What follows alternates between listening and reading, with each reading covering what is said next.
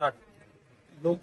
लोकसभेच्या अनुषंगानं आज धनगर समाजाचा मेळावा आयोजित करण्यात आला होता. आज राज्यसभा खासदार विकास महात्मे आपल्यासोबत आहेत.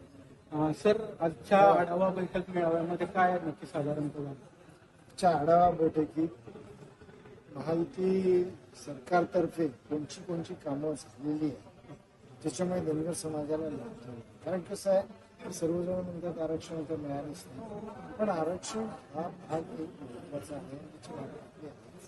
त्याच्यासाठी सरकार सकारात्मक असलं तरी सुद्धा त्याच्या आधीच जे आदिवासींवर तेच धनगरांना या हिशोबाने त्यांना ज्या ज्या योजना आहेत त्या पूर्ण होणार.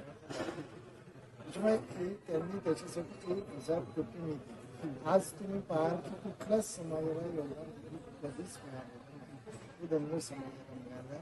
आणि त्याच्यामुळे आज समजा ज्या इंग्लिश माध्यमिक शाळा आहेत तिथे मोफत शिक्षण पूर्ण, म्हणजे बाकीचे लोक 60,000 रुपये भरतात मग त्यांना मिळतं. म्हणजे यांना जोडे, मोजे, शर्ट, पॅन्ट, कपडे, टूथब्रश, पुस्तकं, वह्या आणि शिक्षक सगळं मोफत, राहण्याची सोय मोफत, हे सगळं काही आज त्यांना मिळू शकतं. तसंच बाकीच्याही योजना, घरकुल योजनाची खास करून देण्यात आलेली आहे. तसंच हॉस्टेल्स आहे.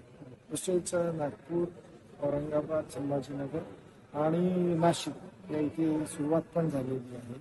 तसंच आणखी ज्या योजना आहेत, म्हणजे जसं पूर्ण महाराष्ट्रात पहिल्यांदा पूर्ण श्लोक अहिल्यादेवी होळकर सांस्कृतिक भवन बनवतात. पहिले पण बनवण्यात आलेले होते, साधारण 62 होते. आता आणखी 50, 1 कोटीचं या हिशोबाने देण्यात आले. प्रत्येक जिल्ह्यात ही सभागृह बनवतात.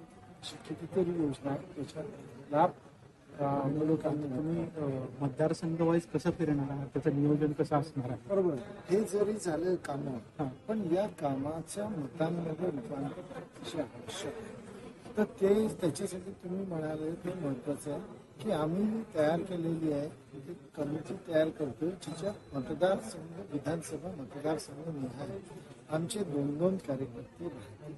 आणि ते 2-2 कार्यकर्ते नंतर प्रत्येक जिल्हा परिषद सर्कल, नंतर पंचायत समिती सर्कल या हिशोबाने आपापले त्याच्यातले कार्यकर्ते निवडतात. आणि ही एक टीम ह्या ज्या लोकसभा 6 विधानसभा प्रत्येक लोकसभा क्षेत्रात त्यांची प्रत्येक अशा 6 टीम बनतात. आणि 6 टीम जे लोकसभा उमेदवार आहेत महायुतीचे त्यांना पण या हिशोबाने अशा पद्धतीचं नियोजन या बैठकीमध्ये आज झालं होतं.